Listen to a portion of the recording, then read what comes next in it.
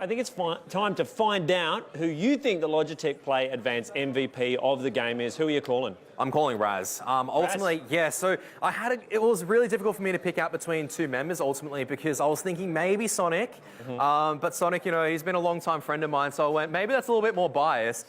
I ultimately did go for Raz because on the T side, at the start where you need someone firing up, he was the one to fire up, he was the one to go explosive, and like I said, it's a confidence-based game, and Raz is going to be the one that's going to be starting to get a little bit more vocal, and the rest of the players are going to follow up behind that.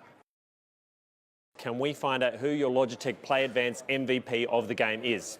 Really difficult to pick this one out today because obviously a lot of the members from SYD Roar are playing very, very well together, but you have to give it to Insanity because just the amount of freedom that the more experienced players gave him as well. They gave him a lot of responsibility. They went, okay, look, Insanity or Sean, you're the one that's going to be on the entry, but look at the flashbangs that come out. Perfect communication coming out from the more experienced members. He's just got to focus on what he does best, and Insanity coming in from a draftee, he's always been known as a very sharp player, and SYD Roar just giving him the confidence as well as the luxury to operate. You can see that was rewarded perfectly. I mean, once again, Top Gun, you can give so many mentions of Top Gun as well as Destiny, two old hands playing together perfectly in unison, rescuing rounds, but Insanity, well done.